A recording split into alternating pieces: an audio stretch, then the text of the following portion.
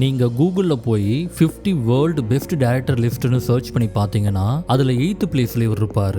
அதே மாதிரி 10 Indian best directors list எடுத்து பார்த்தீங்கன்னா அதில் ஃபர்ஸ்ட் பிளேஸில் இருப்பார். இந்திய சினிமாவில் ரோபோ வச்சு எடுக்கப்பட்ட முதலாவது முழுமையான திரைப்படம் இவரோடது தான். அதுக்கப்புறம் தான் சங்கரோட எந்திரன் படம் வந்துச்சுன்னு சொல்லலாம். ரொம்ப எனக்கு மிகவும் பிடிச்ச படம், இன்ஸ்பைரிங்கான படம். எனக்கு கேட்டால் இன்புட்ஸ்லாம் நான் சீன்ஸ்லாம் சொல்லலை. இவருக்கு நான் லீனியர் பேட்டர்னில் கதை சொல்கிறதுனா ரொம்ப பிடிக்கும். ஒரு எக்ஸாம்பிள் சொல்லணும்னா தமிழில் வந்த துருவங்கள் 16 ஒரு கிரைம்கான கேள்விகள், அதுக்கான பல ஃப்ளாஷ்பேக் ட்விஸ்ட்னு நேரான பாதையில் போகாமல் ஒரு நான் லீனியர் ஃப்ளோவில் படம் போகும். இதை தான் நான் லீனியர் ஸ்டோரி பேட்டர்ன்னு சொல்லுவோம். ஆனால் இதை 1999லேயே உபேந்திரா படத்தில் பண்ணியிருப்பார். இவரோட முதல் படத்தை காமெடியில் ஆரம்பித்து அதுக்கு அடுத்த படமே ஹாரரில் முடித்தார்.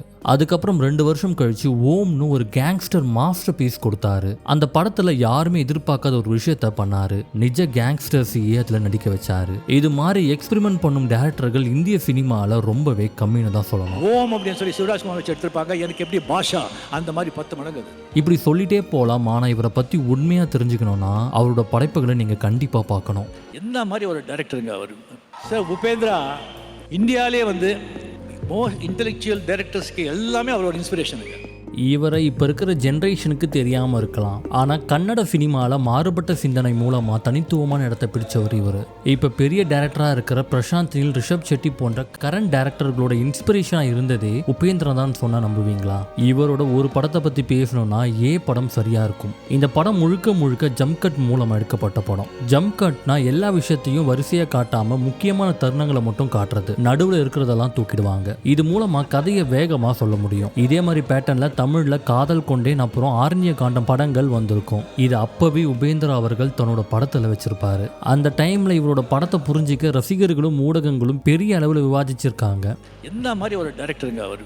அதுக்கப்புறம் 1980s நடந்த உண்மை சம்பவத்தை அடிப்படையாக வச்சு உருவான கிரைம் டிராமா தான் ஓம். ஓம் அப்படின்னு சொல்லி சிவராஜ்குமார் வச்சு எடுத்திருப்பாங்க. எனக்கு எப்படி பாஷா அந்த மாதிரி 10 மடங்கு. இந்த படத்தில் நிறைய ஃப்ளாஷ்பேக் காட்சிகள் இருக்கும். அது மூலமாக இவர் கதை சொல்கிற முறை பெரிய அளவில் பேசப்பட்டுச்சு.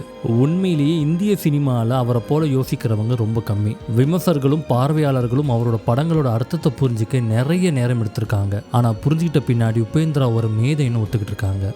அதுக்கப்புறம் ஒன்று ஒரு கேரக்டர்ஸ் இப்போ நான் லீனியர் சொல்லி லொகேஷன் காசு பண்ணுறாரு இல்லையா, அது அப்போவே உபேந்திரா பண்ணிட்டாங்க.